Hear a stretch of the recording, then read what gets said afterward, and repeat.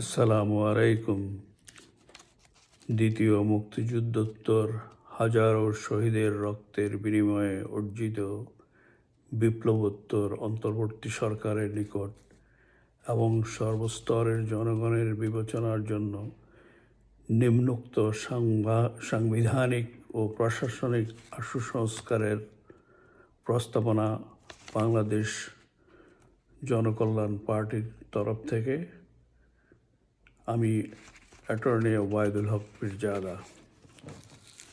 প্রস্তাবনা নম্বর 1, বাংলাদেশের প্রেসিডেন্ট এবং ভাইস প্রেসিডেন্ট মার্কিন যুক্তরাষ্ট্রের আদলে জনগণের প্রত্যক্ষ ভোটে প্রতি 4 বছর অন্তর অন্তর নির্বাচিত হবেন এবং কেউ 2 টার্মের অতিরিক্ত প্রেসিডেন্ট বা প্রধানমন্ত্রী পদে থাকতে পারবেন না।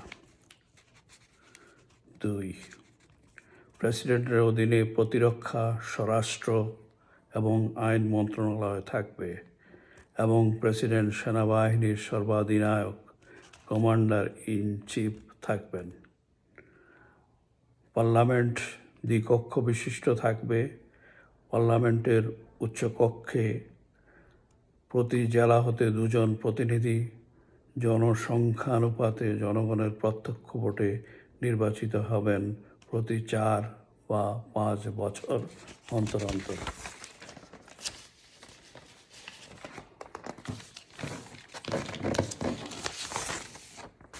এবং তাদেরকে কমপক্ষে MA পাস বা সমমানের ডিগ্রি সম্পন্ন হতে হবে এবং তারা প্রেসিডেন্ট ও প্রধানমন্ত্রী কর্তৃক নিয়োগকৃত মন্ত্রী, প্রতিমন্ত্রী, উপমন্ত্রী, রাষ্ট্রদূত ও বিভিন্ন কমিশনের চেয়ারম্যান, জেলা জজদের নিয়োগসমূহ অনুমোদন করবেন।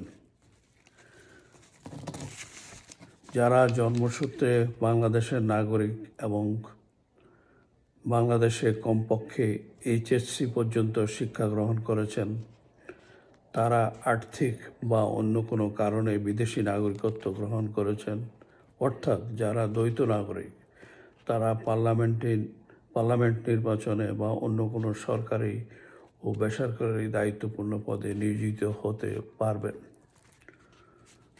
4, জাতীয় সংসদে মহিলা কোটা বা আসন বিলুপ্ত করতে হবে। 5, জাতীয় সংসদে আনুপাতিক ভোটে নির্বাচনের জন্য 50টি আসন বরাদ্দ থাকতে হবে।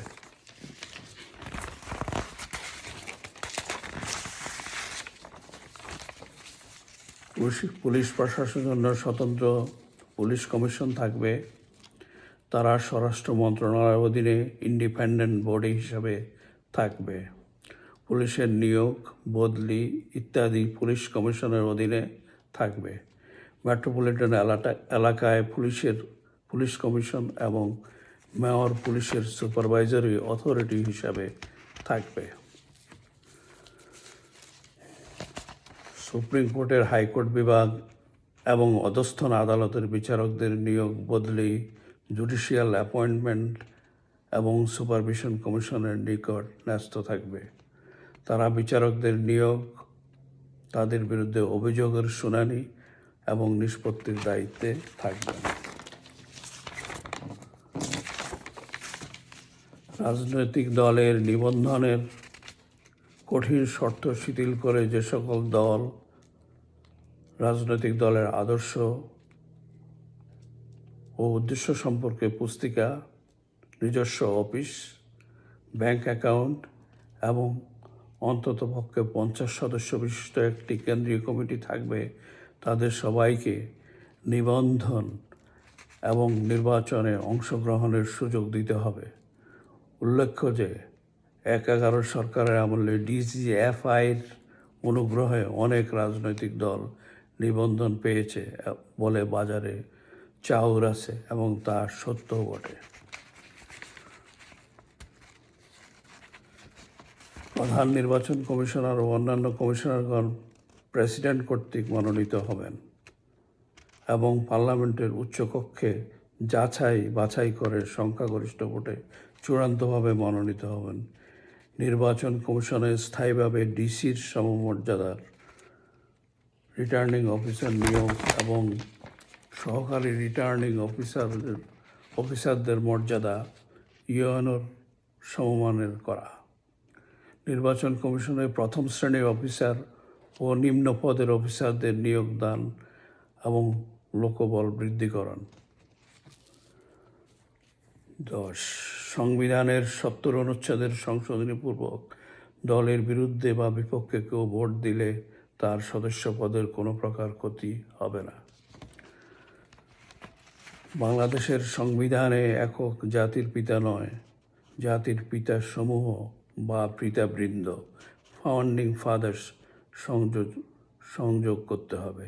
আমাদের প্রস্তাব হলো শেরে বাংলা একে ফজলুল হক, মাওলানা আব্দুল হামিদ খান ভাসানী, বঙ্গবন্ধু শেখ মুজিবুর রহমান, জেনারেল এম.এ.জি. ওসমানী এবং জেনারেল জিয়াউর রহমান। আপনাদের সবাইকে ধন্যবাদ এতক্ষণ ধৈর্য ধরে শোনার জন্য।